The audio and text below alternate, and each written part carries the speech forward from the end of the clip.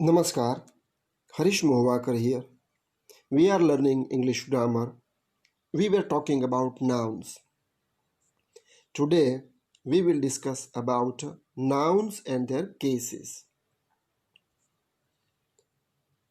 There are 5 cases. Number 1, the nominative case. Number 2, the objective case. Number 3, the possessive case. Number 4, the dative case. And number 5, vocative case.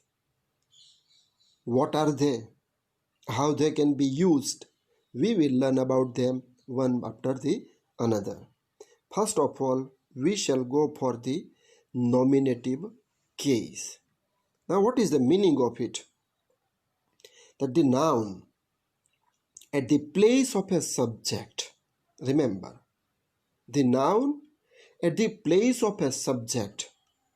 It means it is a nominative case. This noun is you can take as subject to a verb. I remind you that the basic English sentence pattern is subject, verb and object.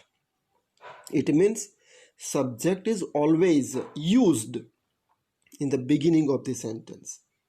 After the subject, we always put verb, and after verb, always objective. So here, at the place of subject, the noun before the verb in the beginning of a sentence is considered as the nominative case. I read a book.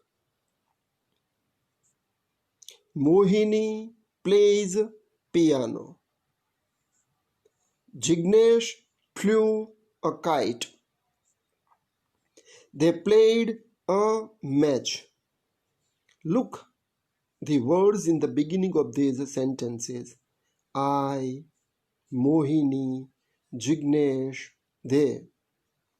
So they are the nominative case. They are put into the beginning of the sentence. Verb follows it. That's why, because they are at the place of a noun, at the subject, they are called nominative case. At the place of subject, that you have to remember. So that is nominative case. Second case of the noun is the objective case. Very simple. Nouns at the place of object. As I have already told to you, sentence pattern, SVO, subject, verb, object. It means direct object to a noun. If it is mentioned, then it is objective case. Subject has a direct relation with the mentioned object. So that object, that noun at the place of object is the objective case. I read a book. Same sentence. Mohini plays piano. Jignesh flew a kite. They played a match. I have repeated the above mentioned sentences, but I used objective case nouns into different color. Here you will find book, piano, kite, match. They have been placed at the object's place. So I has direct relationship with book. So they are objective case. Nouns at the place of object, direct relation, direct reference, that is the objective case. Now, you also can say that they answer what or whom. I read what? Mohini plays what? Jignesh flew what? So that is how what or whom can be used. So that is how the objective case is. Third case, the possessive case. Possessive case means possession. Someone's own. The thing has relation with the owner, and this is used by certain words, means alphabets, apostrophe especially. Apostrophe s. Apostrophe is before s. Another apostrophe s is there, but s and then apostrophe. In the first one, apostrophe is first. In the next, after s, apostrophe is put. And third method is use of. So of and apostrophes, they are used to show possession. He liked Radha's painting. I read my father's diary. This is the teacher's room. It is the boys' hostel. We drink cow's milk. It is a bird's nest. So here the words are very clear. Use of apostrophe. Radha's painting. Whose painting? Radha's. Possession. My father's diary. Whose diary? Father's. Apostrophe s. But look in the third example. The teachers. Teachers are in plural forms. The noun is in plural form, teachers, and then apostrophe s. There is no need to say teacher sees. After s, there is no need to put again s. The boys is plural. So it is shown this way. Boys hostel, cow's milk, bird's nest. So these are the nouns show possession. Now, suppose we do not know how to make possessive nouns, then there are some ways. We can use them and change singular noun into plural nouns. We can use only apostrophe, apostrophe before s, apostrophe after s, and of. These are the four ways we can use for possessive case. Boy. Then we can show possession by apostrophe s, boys. Even plural, boys. Or you can also use of boys. Man, months. Or plural form, mans.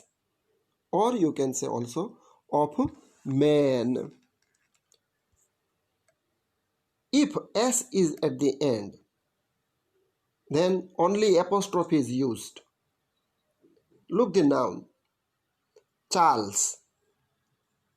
The noun, proper noun, ends with s. So how to use apostrophe for possession? Then there is only apostrophe is added. There is no need to apostrophe and s.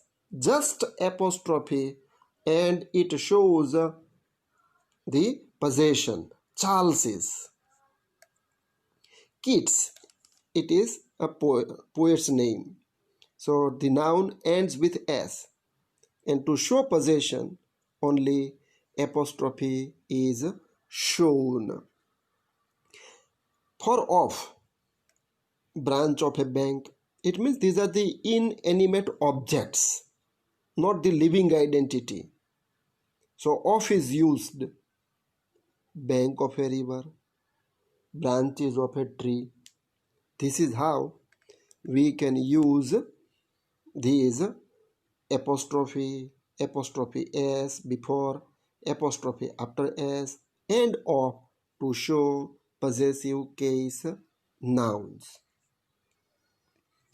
We go for the fourth case of the noun, that is the dative case.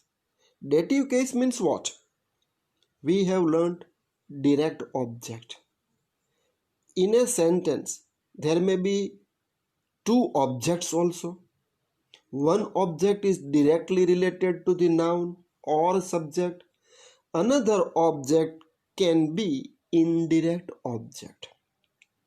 Without that, the main sentence remain incomplete. We need to have some more information. We talk with the example. I asked Bhanu a question. I asked Bhanu a question.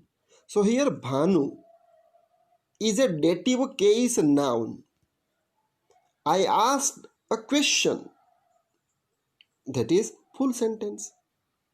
First of all, we go for some more examples. The teacher gave me an advice. Me is the dative case. We saw the lips bungalow. Here the lips is the dative case noun. Children planted seeds of pulses. So here seeds. Now, as I told you, let us clarify it more.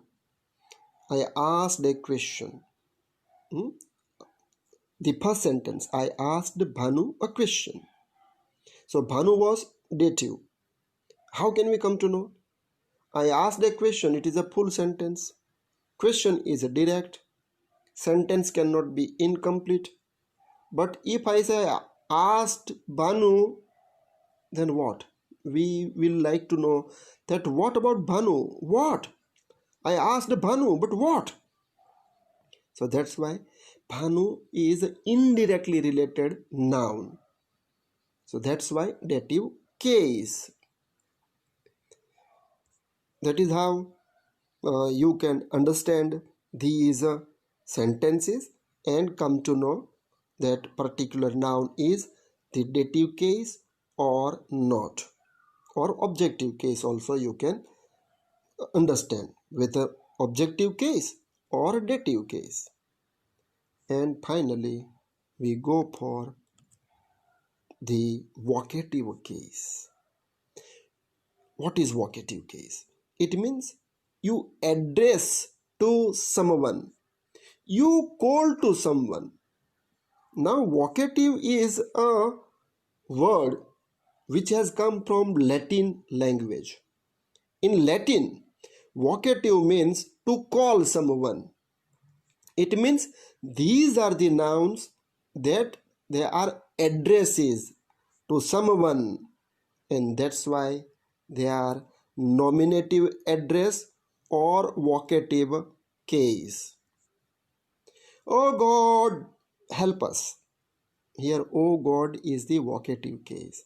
We have addressed to God. We have called God to help us. Tina, sing a song. We have addressed Tina. We have called Tina. That's why Tina is the vocative case noun.